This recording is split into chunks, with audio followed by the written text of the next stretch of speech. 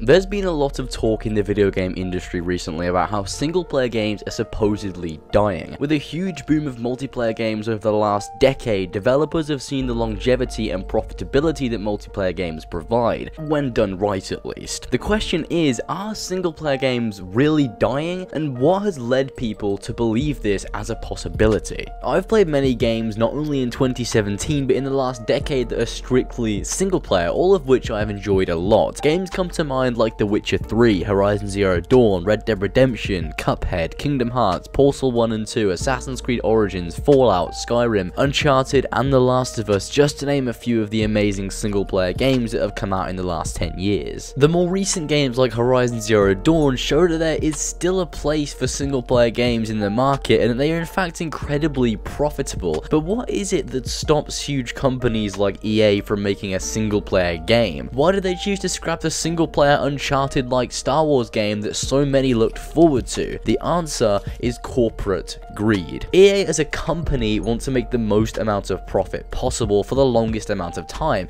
and the most logical way to do this is release a game that people will be playing for a long time and possibly investing money in even years after the game's release. Multiplayer games achieve this kind of longevity because of its variety. You can usually play a multiplayer PvP games for a longer time than you can play a single-player RPG, and in the end, the more time spent playing is more money for the company due to things like microtransactions and loot boxes. Multiplayer games generate millions of dollars due to these features, which is why they're more profitable than single-player games in almost every scenario, and it makes sense for a company to want to make the most money possible over the longest period of time possible. What doesn't make sense though is when game developers create a product simply to make it a huge money-generating machine. Even though many developers like EA do this, they still are very successful games to the mass audience. So many developers release multiplayer games to squeeze that extra profit from you, so they don't have to worry about going bankrupt during the development process of other games. Either that, or they just want more money in general. However, this doesn't mean single player games are dying, right?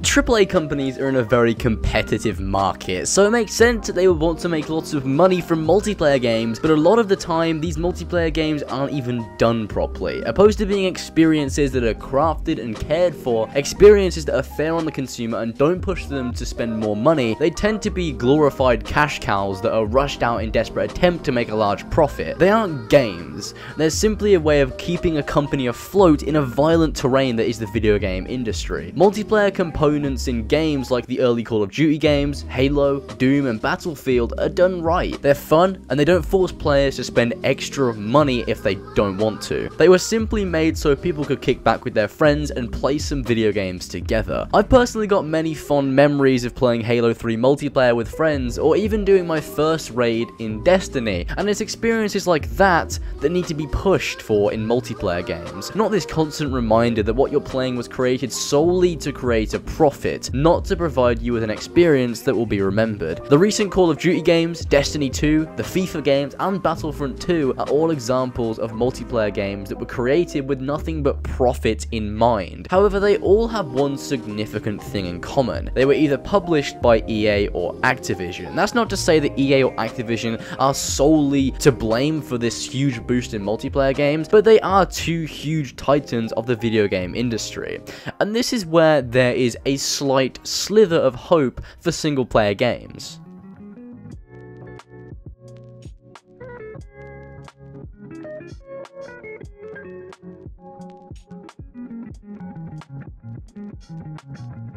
There may not be an abundance of AAA developers that are working on single-player games, but with the overabundance of multiplayer games being made, this only leaves space for new developers to fill the gaps. Smaller, less known developers that just want to bring their dream to life and to provide us with a great, memorable experience will rise in the market as demand for good single-player games becomes stronger. CD Projekt Red were a very small studio until they got their big break with The Witcher 3. Guerrilla weren't known for much before before they released Horizon Zero Dawn, and Activision and EA weren't known for their greed and deception before their recent antics over the last few years.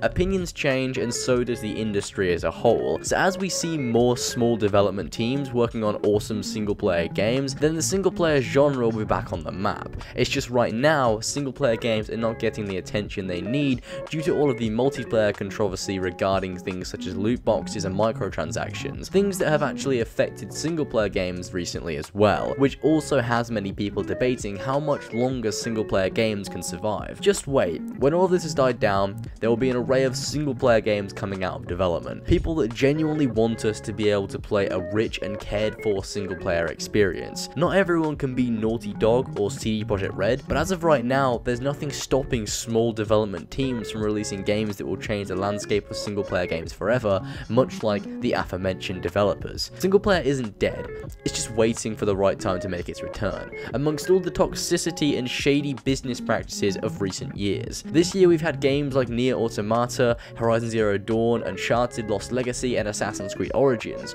all of which are immensely good single player experiences. And in the coming years, we've got single player games like Kingdom Hearts 3, Red Dead Redemption 2, Days Gone, and The Last of Us 2. The future for single player games is bright, and as long as corporate greed doesn't get in the way, it can only go up from here. Anyway guys, that is the end of the video. I kind of wanted to do another video essay talking about the video game industry currently. This has been quite a big talking point for a lot of people, you know, how a single player game surviving in the current market, and I actually read an article about this which kind of inspired this video. I'll try to find it and leave a link in the description. It's a pretty good read, and I recommend you guys go and read it if I did manage to find it. Also, I haven't been uploading for the past few days due to personal reasons. I put a little section on the community tab, put something on Twitter regarding what's been going on. I'll tell people what's happened after a while, but right now I just don't think I'm ready to. Maybe I'm back, I don't really know just yet if I'm ready to start making videos every day again, but I thought I'd finish this one off because I made this one a few days ago, kind of started working on it, and I wanted to finish it off because I wanted to make some content at the very least while I'm feeling kind of down. Everyone's been showing their support quite a lot, and it's been really nice. It really has been great. Also, I want to take this time to promote the 24-hour live stream. I may be making a separate video dedicated to this, but me, James, and our friend Luke are doing a 24-hour live stream for charity, and we do this every year. We've been doing it every year for the past 3 years, I think it is. I'll leave a link in the description to the charity page. It'd help if you guys could donate so much. We have a goal of £2,000 to raise, so we've got a long way to go, but I think we can do it. I'll make a separate video on it, but thank you guys so much for watching. Be sure to go ahead and like and subscribe for more gaming news, content, and reviews in the future, and I'll see you guys in the next one.